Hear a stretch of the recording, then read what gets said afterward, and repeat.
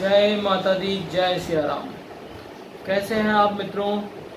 आशा करता हूँ, उम्मीद करता हूँ और दुआ करता हूँ कि आप सुरक्षित हों, आपका परिवार सुरक्षित हो और आप अपने जीवन में निरंतर ही प्रगतिशील रहें, प्रगति के पथ पर आगे बढ़ें। ऐसी शुभकामनाएं आपके साथ हैं। माता रानी का आशीर्वाद सदैव आप पर बना रहे। मैं हूँ पंडित मनीष पांडे, ज्योतिषाचार्य, मां मंगला गौरी ज्योतिष सेवा संस्थान की तरफ से आपका स्वागत करता हूँ, आपका हार्दिक बधाई देता हूँ। आज आपके लिए लेकर आया हूँ एक बेहद ही खास टॉपिक, जिसके लिए अक्सर लोग कंफ्यूज भी रहते हैं, अक्सर लोग डरे भी रहते हैं और अक्सर लोग ये समझते हैं कि क्या हो गया, ये बड़ा ऐसी चीज़ हो गई जो मतलब अद्भुत है, अजूबा है, नहीं होना चाहिए। तो प्यारे मित्रों, आज का टॉपिक है मांगलिक दोष। आप जानते हैं कि जब विवाह शादी का समय आता है तो लोग कुंडली चेक कराते हैं। सबसे पहले यही पूछते हैं कि मेरा बच्चा, मेरा बेटा या मेरी बिटिया मांगलिक है कि नहीं है। तो आप पहले तो ये समझते हैं कि मांगलिक को दोष कहा जाए या योग कहा जाए। तो देखिए, जहाँ भी ग्रंथों में ये मांगलिक के बारे में बताया गया है, मांगलिक दोष इसको बहुत कम ही कहा गया है, बहुत रेयर ही केस में कहा गया है। मांगलिक योग बन जाता है, ऐसा बोला जाता है। तो जैसे अन्य योग होते हैं, शुभ योग भी होते हैं, पंच महापुरुष योग होते हैं, जो पांचों ग्रहों से मुख्य ग्रह जो होते हैं, शनि, मंगल, बुध, गुरु और शुक्र, इन पांचों मुख्य ग्रहों से जो बनने वाले पंच महापुरुष योग, राजयोग होते हैं, उनको भी योग कहा जाता है। ऐसे ही मांगलिक भी, कुंडली में अगर मांगलिक होती है, मंगल की स्थिति देखते हैं, अगर मंगल की कुछ स्थिति होती है तो उसके आधार पर कुंडली को मांगलिक बोला जाता है। मुझे नहीं लगता कि इसको दोष बोलना चाहिए, मेरे हिसाब से तो इसको योग ही बोलिए आप, क्योंकि मांगलिक योग अगर एक तरफ विवाह शादी के लिए देखा जाता है तो जीवन में भी उसके कुछ ना कुछ परिणाम जरूर रहते हैं। तो आइए समझते हैं कि क्या होता है मांगलिक योग और क्यों इसको दोष नहीं मानना चाहिए। देखिए मित्रों, ऐसा होता है कि जब बालक या बालिका जन्म लेता है तो किसी का जन्म सोच समझ के नहीं होता है। कोई भी व्यक्ति जब इस दुनिया में आता है तो वो स्वयं का समय और स्वयं का दिनांक ये तय करके नहीं आता है। ये तो ईश्वर की ही एक आशीर्वाद है कि ईश्वर ने इस दुनिया में भेजा तो हम आए। तो जब आने वाला खुद का समय और दिन नहीं तय कर सकता है तो वो ये कैसे तय कर लेगा कि वो मांगलिक बने या नहीं माने। तो अगर कोई बच्चा मांगलिक है तो इससे घबराना नहीं चाहिए, इससे व्यर्थ में चिंताएं नहीं करनी चाहिए। कहते हैं कि जोड़ियां ऊपर से बन कर आती हैं, जोड़ियां पहले से लिखी हुई हैं और इस दुनिया में वो जोड़ियां अपने आप बन जाती हैं। तो जब जोड़ियां लिखी हुई हैं, जोड़ियां बन के आती हैं, तो क्यों घबराना मांगलिक से? मांगलिक है तो है। अब मांगलिक कोई जानबूझ के तो पैदा होता नहीं है। मांगलिक तो कोई बच्चा ये तो कहेगा नहीं कि रुको मंगल को थोड़ा चेंज होने दो फिर मैं पैदा होता हूँ। नहीं, जिसको दुनिया में जब आना है वो अपने समय से ही आएगा, अपने डेट ऑफ बर्थ जो होगी उसकी वही रहेगी, वो बदलेगी नहीं। तो मांगलिक दोष जरूरी नहीं है कि ये मांगलिक योग जो होता है वो एक दिन में पैदा होने वाले सारे बच्चों की जन्मपत्री, जन्म कुंडली में हो। ये एक पर्टिकुलर समय में अगर इस 2 घंटे के बीच में कोई लग्न चल रहा है, उसके हिसाब से मंगल की स्थिति को देखते हैं और फिर ये तय करते हैं कि मांगलिक है कि नहीं है। तो आइए मैं बीच बीच में आपको कुछ उदाहरण से समझाऊंगा भी कि मांगलिक किसको कहते हैं। अगर आप ज्योतिष की थोड़ी भी जानकारी रखते हैं, आप जानते हैं कि ज्योतिष का चक्र, आपने जन्म कुंडली का चक्र जरूर देखा होगा। हर जन्मपत्री में चक्र बना होता है, चाहे वो कंप्यूटर से बनने वाली कुंडली हो या हाथ से बनने वाली कुंडली हो, एक चक्र बना होता है। तो किसी दिन मैं आपको ये बताऊंगा कि उस चक्र में भाव कैसे देखा जाता है। उस चक्र में आपको 3 चीज देखने होते हैं। एक खाने यानी भाव यानी हाउस, खाना, भाव या हाउस, जो 12 होते हैं उनका सीक्वेंस फिक्स होता है कि कैसे कैसे। अब ये भी अलग बात है कि नॉर्थ इंडिया में फिक्स होता है, साउथ इंडिया में वो मूवमेंट में रहता है। तो हम नॉर्थ इंडिया की बात कर रहे हैं कि जो हाउसेज होते हैं वो फिक्स होते हैं, और इसके अलावा 12 राशियां होती हैं। तो हमें हाउस देखना है, राशियां देखना ही है, और ग्रह 9 होते हैं। 9 ग्रह 12 खानों में कहीं ना कहीं फिट रहते हैं। तो वो कौन कौन से खाने में बैठे हैं ये देखना होता है। तो 3 बातों का विशेष तौर पर ध्यान देना होता है। माफ़ी चाहूँगा, थोड़ा मेरे जहाँ पे मैं ये वीडियो बनाता हूँ आपके लिए, ये काफ़ी व्यस्त इलाका है, लोग आते जाते रहते हैं, तो ऐसे नॉइज़ आपको मिल जाते हैं। मैं वादा करता हूँ कि आगे से जो वीडियो मैं बनाऊँगा उसमें माइक्रोफोन वगैरह का भी यूज़ करूँगा, क्योंकि टेक्नोलॉजी तो सीखने से आती है ना, धीरे धीरे आती है। और अभी तो प्रयास करके आपके लिए वीडियो बना रहा हूँ, और इसके बाद इसको और इम्प्रूवमेंट करूँगा, ये मेरा वादा है आपसे।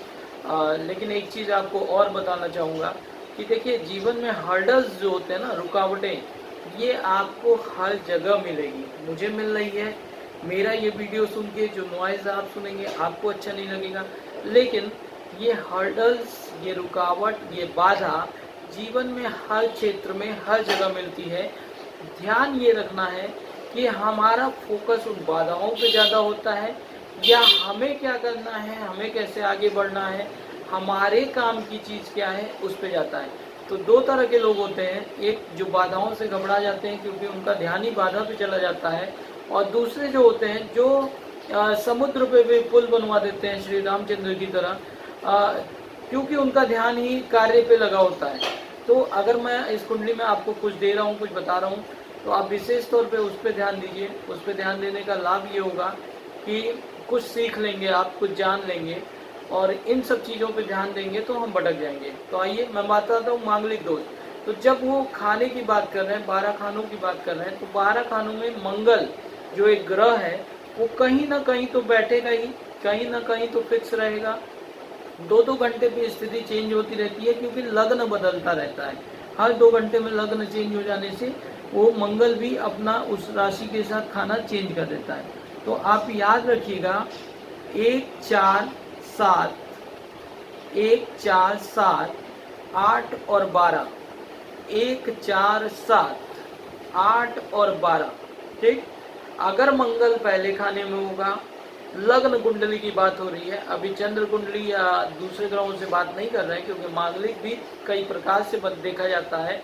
तो अभी लग्न कुंडली की बात कर रहा हूँ। लग्न चक्र जो आपकी कुंडली में बना रहता है, उसमें देखिए, मंगल अगर पहले खाने में है, चौथे खाने में है, 7वें खाने में है, 8वें खाने में है और 12वें खाने में है, तो कुंडली मांगलिक मानी जाती है। मांगलिक इसको माना जाता है कि जो बच्चा पैदा हुआ है उसकी कुंडली में मांगलिक योग बन रहा है। मांगलिक में अगर मंगल शुभ स्थिति में है तो बहुत ये परेशान करने वाला नहीं देखा गया है आमतौर पे, लेकिन मंगल अगर खराब स्थिति में हो तो सबसे पहले ये वैवाहिक जीवन को ही नुकसान पहुंचाता है, क्योंकि मंगल एक विध्वंसक ग्रह है, एक लाल ग्रह है, एक तरह से आग का गोला ही समझिए। सूर्य के बाद दूसरा कोई आग है तो मंगल ही है। सूर्य का आग फिर भी जीवन देने वाला हो जाता है, मंगल की आग विध्वंसक हो जाती है। तो मंगल को देखिए, अगर ये पहले खाने में, चौथे खाने में, 7वें खाने में, 8वें खाने में या 12वें खाने में अगर है तो इसको मांगलिक माना जाता है लग्न कुंडली से। फिर इसी तरह से चंद्रमा जहाँ कुंडली में बैठे हुए हैं, चंद्र देव से मंगल की स्थिति देख लीजिए। अगर चंद्र देव से भी मंगल पहले, चौथे, 7वें, 8वें या 12वें खाने में है तो ये चंद्र मांगलिक माना जाता है। कभी कभी ऐसा होता है कि कोई बच्चा लग्न कुंडली से भी मांगलिक है और चंद्रमा से देखने पे भी वो मांगलिक आ रहा है, तो ऐसे में इसको पूर्ण मांगलिक बोलते हैं कि कुंडली पूर्ण मांगलिक हो गई है। और अगर केवल चंद्र से या केवल लग्न से देखा जाए तो उसको व्यवहारिक तौर पे आंशिक मांगलिक बोल दिया जाता है। तो मांगलिक में, मांगलिक से हम विवाह इसलिए कराते हैं कि जब दोनों में मंगल प्रभावी होगा तो दोनों एक दूसरे को बैलेंस कर लेंगे। लेकिन अगर एक की कुंडली में मंगल बहुत ज़्यादा बली हो गया है, दूसरे की कुंडली में मंगल का प्रभाव नहीं है, तो ऐसे में क्या होता है, मंगल जो है लड़ाई झगड़ों का कारक भी मंगल है, एक्सीडेंट का कारक भी मंगल है, तेज तर्रार कोई व्यक्ति हो जाता है तो उसका कारक भी मंगल है। मंगल से ही अगर मंगल शुभ हो तो एक्साइटमेंट, ऊर्जा, एनर्जेटिक रहना, धैर्य, साहस, करेज, कॉन्फिडेंस, ये सब मंगल से ही मिलता है। तो अगर मंगल वैवाहिक जीवन को प्रभाव कर रहा है, प्रभावित कर रहा है, तो ये वैवाहिक जीवन में बाधाएं भी देता है। इसीलिए कहते हैं कि मांगलिक की कुंडली को मांगलिक वाले से ही शादी करवा दिया जाए, तो दोनों आपस में बैलेंस हो जाएंगे। होता क्या है, पहले खाने से भी मंगल सातवें को दृष्टि देगा, वैवाहिक जीवन को प्रभावित करेगा।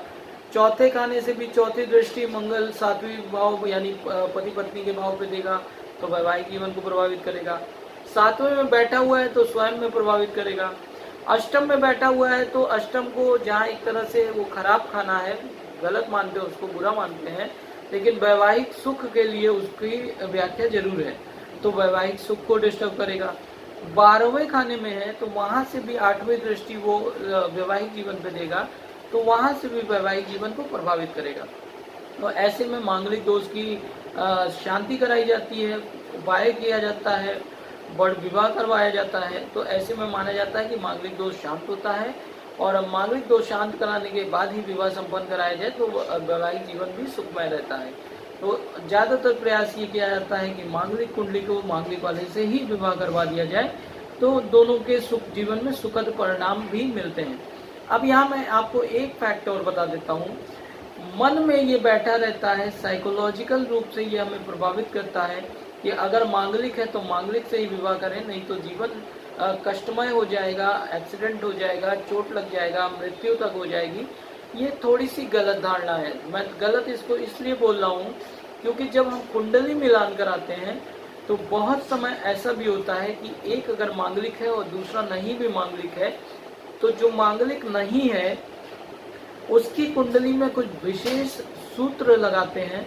अगर वो चीज़ें उसकी कुंडली में मौजूद हैं जो मांगलिक नहीं है, तो उसकी वजह से जो मंगल योग वाली कुंडली है यानी जो मांगलिक है उनका योग भी कट जाता है, जिसको दोष आप बोलते हैं, मांगलिक दोष, वो दोष कट जाता है। अगर एक मांगलिक है दूसरा मांगलिक नहीं है, तो जो मांगलिक नहीं है उसकी कुंडली में अगर कुछ विशेष चीजें पाई जाती हैं तो मांगलिक दोष वाली कुंडली की भी मांगलिक दोष कट जाता है।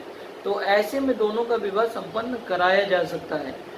अब देखने वाली बात ये होती है कि मान लीजिए हमारे सनातन धर्म में ये हमारे पास हमारे ऋषि मुनियों का गिफ्ट ही समझिए, वरदान ही समझिए कि उन्होंने इतना रिसर्च करके हमें दिया है कि हम कुंडली मिलान करके देख सकते हैं कि आने वाले जीवन में इनका वैवाहिक जीवन कैसा रहेगा, सुखमय रहेगा या कष्टप्रद रहेगा।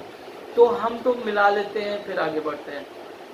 अब आइए एक बात ये भी करते हैं कि मेजॉरिटी उनकी भी है जो कुंडली मिलाते ही नहीं है और विवाह कर लेते हैं।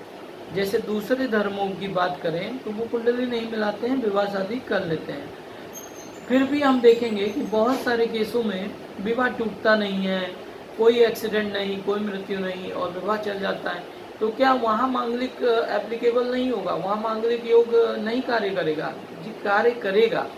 होता क्या है मैं बताऊं आपको, 40 से 50% केस ऐसे भी होते हैं जहाँ एक मांगलिक है और दूसरा मांगलिक नहीं है, फिर भी दूसरा जो मांगलिक नहीं है उसकी वजह से मांगलिक योग वाले की मांगलिक भंग हो जाती है। भंग हो जाने की वजह से दोनों का विवाह चल जाता है, सुखमय रहता है। वैसे तो पति पत्नी जितने भी हैं आप देखिए कि कुछ ना कुछ विवाद की स्थिति, तू मैं कच ये मतलब बनी रहती है। तो ये स्वाभाविक है क्योंकि कोई ना कोई ग्रह तो पीड़ित होगा ही कुंडली में। सप्तम भाव पीड़ित हो सकता है, सप्तम का मालिक पीड़ित हो सकता है, सप्तम भाव का कारक पीड़ित हो सकता है। तो कुछ ना कुछ तो प्रोबेबिलिटी बनती है कि पीड़ित रहेगा। इसीलिए देखिए जिनका जीवन वैवाहिक जीवन सुखमय भी चल रहा है, आमतौर पे उनमें भी विवाद हो जा सकता है।